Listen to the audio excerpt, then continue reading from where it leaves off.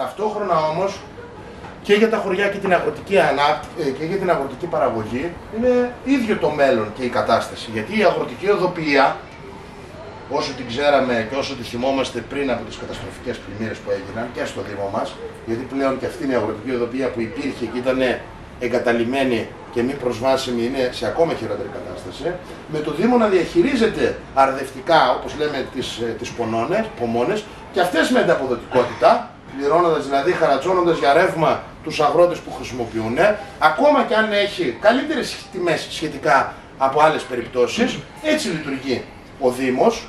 Είναι προτεργάτες όλα αυτά και σαν κομματικά στελέχη και σαν κυβερνητικά στελέχη και σαν στελέχη του Δήμου και της Περιφέρειας, προτεργάτες στην ανάπτυξη του ΤΟΕΒ Ταυροπού με σύμπραξη δημόσιο-ιδιωτικού τομέα. Είναι αυτό που λέγαμε για τα γήπεδα των μεγάλων ΠΑΕ, των ανώνυμων εταιριών ποδοσφαιρικών ομάδων, που παίρνουν πεσχέσει εκτάσεις με χρήματα κατασκευασμένα από το δικό μας το βιός, από την τσέπη του λαού, και κρατάνε τα γήπεδά τους για 50 και 100 χρόνια δικά τους. Έτσι θα είναι και το ΤΟΕΒ Ταυροπού και στη συνέχεια ο αγρότης θα ζήσει το τι σημαίνει ιδιώτης να διαχειρίζεται τα νερά. Στα χωριά, στα οποία είναι όχι εγκατελειμμένες οι πλατείες, όχι μόνο οι παιδικές χαρές, τα σχολεία έχουν νεκρώσει, ταυτόχρονα δεν υπάρχει καμία μέριμνα για τις αστικές συγκοινωνίες, για τις μετακινήσεις, και μπορεί ένα χωριό ή η γυναίκα του χωριού να βρίσκεται μόλις λίγα χιλιόμετρα από την Καρδίτσα, αλλά να μην μπορεί να έρθει ποτέ στην Καρδίτσα. Ακόμα και αυτές οι κοινωνικές παροχές που υπάρχουν στην πόλη και όχι στα χωριά, δεν μπορεί να τις έχει αν δεν έχει αυτοκίνητο ή τα παιδιά που θα πρέπει να μετακινούνται από το πρωί μέχρι το βράδυ και οι γονείς να τρέχουν. Γι' αυτό άλλος ένας λόγος που ερημώνουν τα χωριά. Το κόστος παραγωγής που εκτινάζεται μέρα με τη μέρα. Είναι χαρακτηριστικό. Και το αγροτικό εισόδημα που μειώνεται συνεχώς. Είναι χαρακτηριστικό. Εμείς σαν λαϊκή συσπήρωση στηρίξαμε και καταθέσαμε μάλιστα αυτούσια όλα τα ψηφίσματα με τα αιτήματα των αγροτών στις κινητοποιήσεις που έγιναν τα προηγούμενα χρόνια. Κορυφαίο παράδειγμα, οι φετινές κινητοποιήσεις το Γενάρη, το Φλεβάρι, με εκατοντάδες τρακτέρ στον κόμβο το Ε65. Όταν καταθέσαμε, είπε ο Δήμαρχος ότι η Δημοτική Αρχή ψηφίζουμε τα πάντα εκτός από δύο. Ότι έχουν το δικαίωμα οι αγρότες να ανέβουν στον Ε65 και να κλείσουν τον δρόμο και να μην καταγγείλουμε την αστυνομία που τους ξυλοκόπησε κιόλας και δεν τους άφησε να ανέβουν στον δρόμο, και δεύτερον, όχι στις κατώτερες εγγυημένες τιμές. Αυτά τα δύο δηλαδή που παλεύουν οι αγρότες με τον αγώνα τους, να ανέβουν, να κάνουν τα μπλόκα τους για να πετύχουν το στόχο τους, που είναι οι κατώτερες εγγυημένες τιμές για αυτούς τους ίδιους με προσιτές τιμές για τον καταναλωτή στη συνέχεια.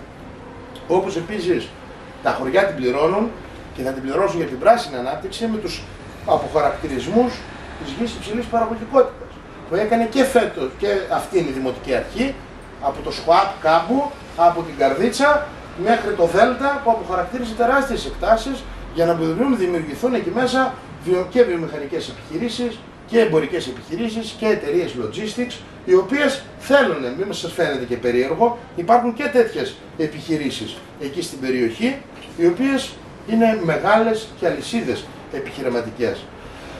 Για τα σχολεία, κομμάτι του Δήμου, άρρητα συνδεδεμένο, το ζήτημα των καθαριστριών. Όχι μόνο είναι λίγες, και αυτές που προσλαμβάνονται πλέον είναι για 8 με 9 μήνες, όσο δουλεύουν τα σχολεία, για ένα τρίωρο.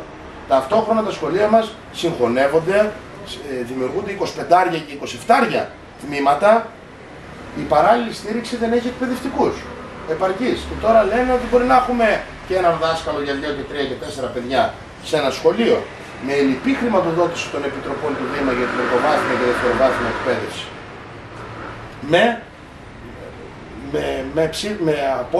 πρόταση στο Δημοτικό Συμβούλιο που την απέστειλαν στην τελευταία στιγμή, αλλά θα τη φέρουν με άλλον τρόπο καμουφλαρισμένο, το να μπουν κάμερες έξω στα προάβλια των σχολείων, δίθεν για την προστασία των κτηρίων, την ώρα που όλοι ξέρουμε ότι έξω από τα σχολεία συγκεντρώνονται οι μαθητές όχι μόνο να παίξουν, αλλά για να κινητοποιηθούν, να διαδηλώσουν, να συνεδριάσουν οι σύλλογοι των γονέων και όλα αυτά.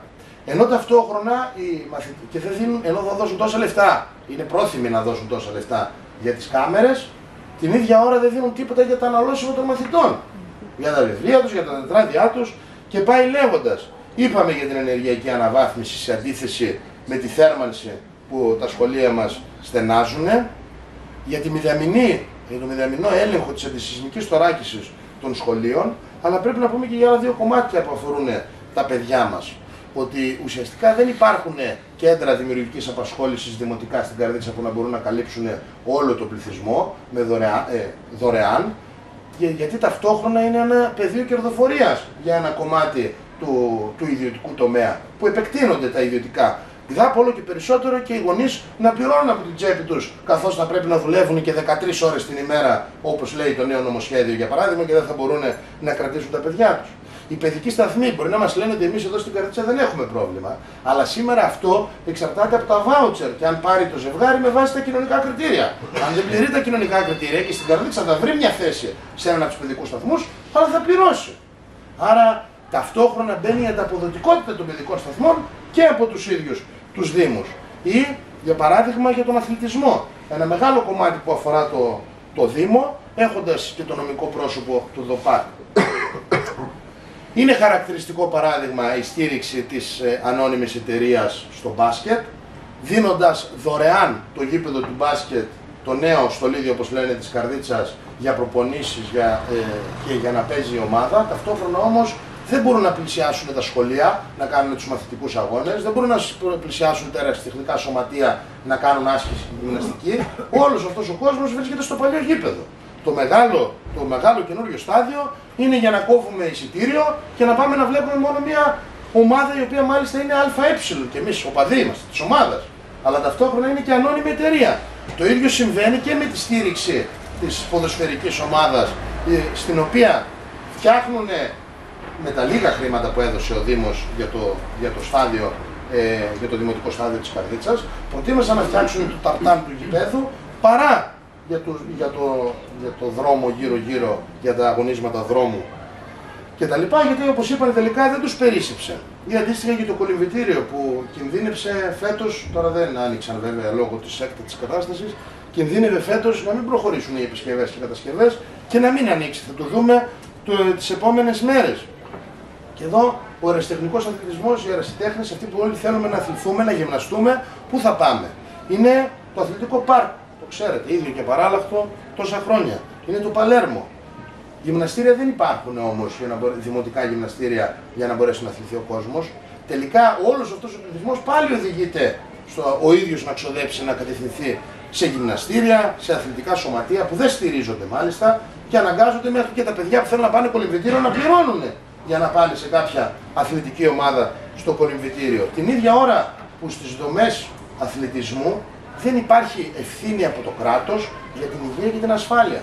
Θυμάστε τον νεκρό ποδοσφαιριστή που είχαμε φέτος σε γήπεδο της Καρδίτσας στο Μαυρομάτι, ενώ αντίθετα είπανε ότι βγάλαμε το χρέος από πάνω μας, μαζί με άλλους φορείς που ελέγχουν τα κυβερνητικά στελέχη όπως ο Ιατρικός Σύλλογος, μάζεψαν κάποιους απεινιδωτές σε όλα τα στάδια, που τελικά δεν υπάρχει και κάποιος που να γνωρίζει να χρησιμοποιεί τους απεινιδωτές και το θέμα είναι να μην φτάσουμε κιόλας να χρειαστεί απεινιδωτής με τακτικό έλεγχο στα αθλητικά σωματεία, στους αθλητές, με όλη την πρόληψη που χρειάζεται. Ταυτόχρονα όμως ακόμα σκεφτείτε και για το Παλέρμο, η πρόταση ανάπλασής του, μία από τις προτάσεις η οποία δεν προχώρησε, αποσύρθηκε στο τέλος, ήταν στην πίσω περιοχή εκεί που βρίσκονται τα γήπεδα του τένις να γίνει χώρος ποδηλάτων, BMX, παρουσιάσεων κτλ. Μήπως και προσελκύσουμε κάποιο τουριστικό κομμάτι και κάποιοι ξένοι έρθουν στην Καρδίτσα. Άλλη μία φορά αυτό το σχέδιο δεν προχώρησε βέβαια, αποσύρθηκε γιατί ήταν μεγαλεπίβολο φαντάζομαι.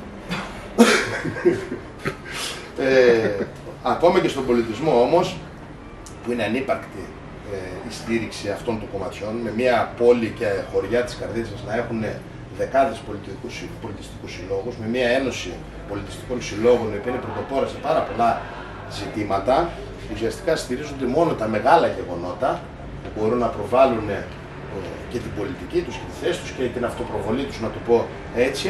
Όμως οι ίδιες οι καλλιτεχνικές ομάδες, καλλιτέχνες που θέλουν να εκφραστούν, να βρουν το χώρο τους, τα σωματεία αυτά, λέσχες κτλ., δεν υπάρχει καν κατάλληλος χώρος για να μπορέσουν στο Δήμο να εκφράσουν την λειτουργία τους, να απασχολήσουν τα παιδιά, να ασχοληθούν τα παιδιά δηλαδή με τις διάφορες μορφές τέχνης που υπάρχουν κτλ.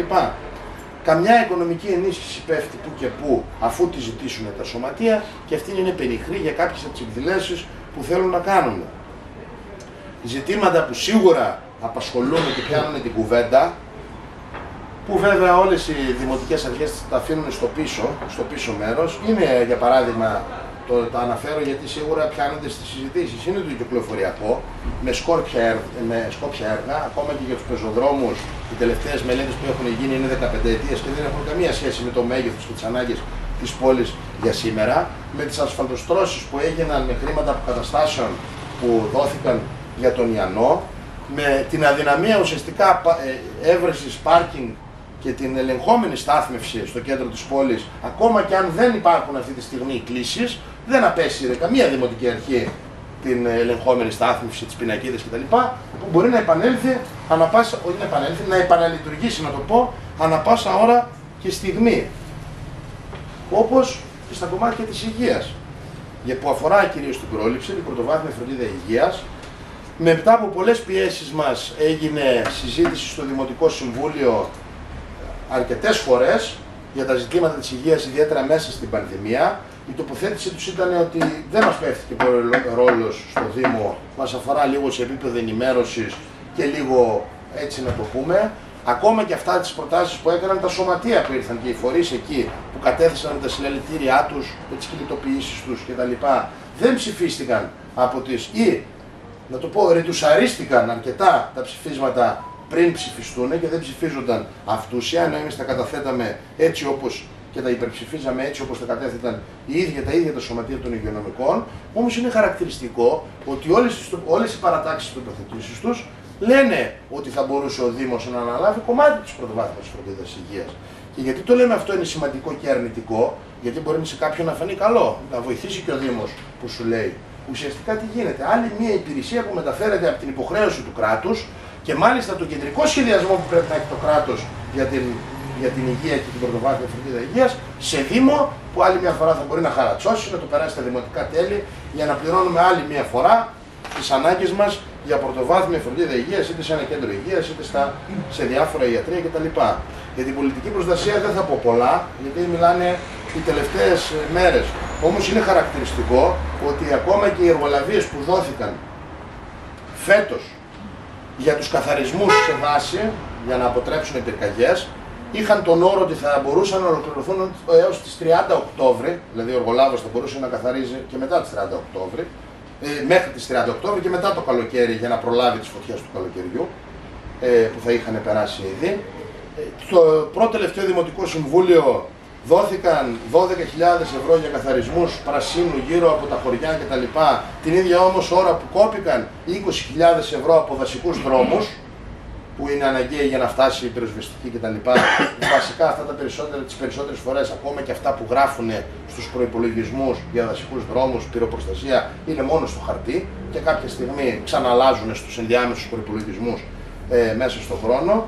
Και ταυτόχρονα, άσχετα αν δεν είναι στο Δήμο, τα δασαρχεία, το δασαρχείο Καρδίτσας που πάσχει και από προσωπικό και από εργάτες. Μέχρι πριν από 5 χρόνια απολύθηκαν και οι τελευταίοι πολλοί συμβασιούχοι που βρισκόταν και εδώ στη δασαρχείο της Καρδίτσας. Και η τραγική ηρωνία, η περιφέρεια της Καρδίτσας, η περιφέρεια Θεσσαλίας, μία μέρα πριν τη μεγάλη πλημμύρα που είχαμε τώρα, καλούσε τα δασαρχεία όλης της Θεσσαλίας να καθαρίσουν τα ρέματα εκτάκτως από κλαδιά κτλ. Την ώρα, μία μέρα πριν που δεν έχουν εργάτες για να καθαρίσουν τα δεκάδες, μην πω εκατοντάδες ρέματα που υπάρχουν στη δικαιοδοσία τους.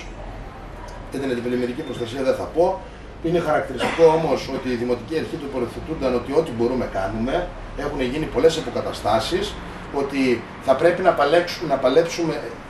να παλέψουμε για κάποιες μελέτες, αλλά δεν μπορούμε να βρούμε τη χρηματοδότηση. Και αυτό λέμε εμείς ακριβώς, ότι η χρηματοδότηση ακριβώς δεν δίνεται για αυτά τα έργα, γιατί δεν είναι επιλέξιμα και δεν πρέπει να κρύβονται πίσω από το δάκτυλό τους.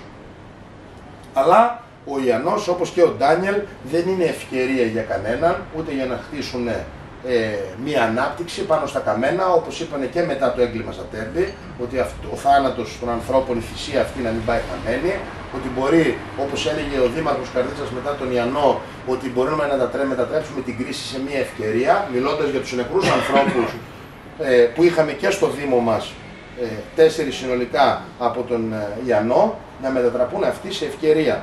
Εμείς προβάλλουμε απέναντι σε όλα αυτά τη συλλογική διεκδίκηση. Με σωματεία, φορείς, όπως οι επιτροπές πληγέντων που διαμορφώθηκαν από τον Ιαννό και είμαστε σίγουροι, όπως και τώρα δημιουργούνται μετά την κακοκαιρία του Ντάνιελ.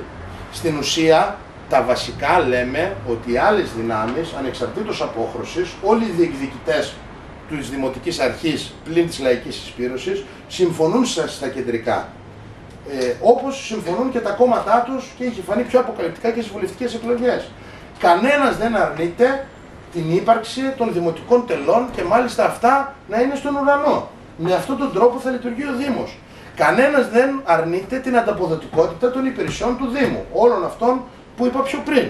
Κανένας δεν λέει και ούτε προεκλογικά ότι το προσωπικό του Δήμου είναι μειωμένο και ότι πρέπει να παλέψει για προσλήψεις. Αντίθετα, όλοι θα δουλέψουμε τους εργολάβους. Απλά οι αντίπαλοι διεκδικητές, οι αντιπολιτευόμενοι λένε ότι αυτό δεν θα πρέπει να γίνεται με απευθείας αναθέσεις. Αλλά έχουμε δει πολλά έργα που γίνονται με τις πώς λέγονται, με ανοιχτές, συχνά τη λέξη τώρα, με ανοιχτές τέλος πάντων, ναι, διαδικασίες, όχι με απευθείας ανάθεση και πάλι όμως ξανανεβαίνουν τιμές και ξανανεβαίνουν τιμές και ξαναπληρώνουμε και διπλοπληρώνουμε και τριπλοπληρώνουμε τα έργα που πρέπει να γίνουν. Όλοι μαζί, όλοι οι διεκδικητές συμφωνούν στην πράσινη μετάβαση. Λένε τι καλές που είναι οι ενεργειακές κοινότητες, όπως και την τελευταία ενεργειακή κοινότητα την ψήφισαν όλοι μαζί πλην της λαϊκής συσπήρωσης στο Δήμο Καρδίτσας. Όλοι μαζί λένε για τους αγρότες χαρακτηριστικά και από αυτά που βγάζουν σαν προγράμματα και προτάσεις οι υπόλοιποι πλην της Δημοτικής Αρχής διεκδικητές του τίτλου. Μιλάνε ότι, για παράδειγμα, η Δημοτική Αρχή του Γενάδιου, ο υποψήφιος συνδυασμός του Γενάδιου που στηρίζεται από το Πασόκ, λέει ότι οι αγρότες θα πρέπει να αναζητήσουν νέες καλλιέργειες. Θα πρέπει εμείς να βρούμε περισσότερα προγράμματα της Ευρωπαϊκής Ένωσης. Δηλαδή, ακόμα μεγαλύτερη ενίσχυση της κοινής αγροτικής πολιτικής που έχει ρημάξει τους ίδιους τους αγρότες. Θα πρέπει περισσότερο οι αγρότες να προωθηθούν στη συνεργασία, δηλαδή ομάδες παραγωγών που θα συγκεντρώσουν την παραγωγή πιο εύκολα για τους ίδιους τους βιομήχανους και τους μεγαλέμπορους. Αυτό που θα κάνει ο Δήμος, λένε, είναι να φτιάξει ένα γραφείο ενημέρωσης στους αγρότες για όλα αυτά. Γρή για τη στήριξη των αγροτών, πραγματικά εκεί που αγωνίζονται, που παλεύουν. Για την καθαριότητα, όλοι συμφωνούν στην ανταποδοτικότητα. Μπορεί να μαλώνουν και να λένε δεν μου καθάρισαν το χωριό, ποιος θα το καθαρίσει, εγώ θα το καθάριζε καλύτερα, αλλά ταυτόχρονα για την ανταποδοτικότητα της καθαριότητας. Δεν υπάρχει προσωπικότητα, δεν υπάρχουν μηχανήματα, δεν λέει κανένας τίποτα. Όπως και τα αντιπλημμυρικά. Λένε γενικά για μια διαφορετική οργάνωση της αντιπλημμυρικής προστασίας. Δεν λένε γιατί δεν γίνονται τα πλημμυρικά έργα και πώς θα μπορέσει να υπάρξει η χρηματοδότηση, όπως λέμε εμείς, σε σύγκρουση με το κράτος, με ανάδειξη των προβλημάτων, με εξασφάλιση κάθε δυνατού και χρηματοδοτικού πακέτου, αλλά κυρίως με σύγκρουση με αυτή τη στρατηγική που διαλέγει το ίδιο το κεφάλαιο και πανελλαδικά και στην περιοχή μας και στο Δήμο μας. Για παράδειγμα, ξανά αναφέρονται και οι υπόλοιποι διεκδικητές της Δημοτικής Αρχής, πάλι αναφέρονται, για παράδειγμα, στον πολιτισμό ως ένα προϊόν τουριστικό που θα μπορούσε να ενισχύσει την περιοχή μας. Όχι δηλαδή για τα παιδιά μας, για αυτά που χρειαζόμαστε ή να ασχοληθούμε εμείς οι ίδιοι. Και πολλές φορές αναλώνονται σε κάποια ευχολόγια, σε κάποιες προτάσεις, σε κάποιες εκθέσεις ιδιών. Δεν λένε όμως για το πώς μπορούν να υλοποιηθούν κάποια έργα που όλοι καταλαβαίνουμε ότι χρειάζονται, που δεν είναι μόνο έργα, είναι συνολική στάση αντιμετώπισης. Γιατί ακριβώς με αυτόν τον τρόπο δεν μπορείς να απαντήσεις ούτε στην Δημοτική Αρχή της Νέας Δημοκρατίας με επικεφαλής τον κύριο Τσιάκο. Γιατί το ίδιο όταν δυσκολευόταν από τις τοποθετήσεις λαϊκής συσπήρωσης, έλεγε στο Δημοτικό Συμβούλιο: μην νομίζετε, όλοι τις ίδιες ευαισθησίες έχουμε. Τι νομίζετε, εμείς δεν θέλουμε να τα κάνουμε αυτά? Όχι, δεν θέλουν, υπηρετούν άλλον δρόμο ακριβώς. Γι' αυτό φτάνουν στο σημείο, ακόμα και όταν θα θελήσουν την τελευταία στιγμή, να μην μπορούν να υλοποιήσουν έργα προστασίας της ανθρώπινης ζωής, της υγείας, στήριξης των εργαζομένων, για να μπορούν όλα αυτά που λέμε.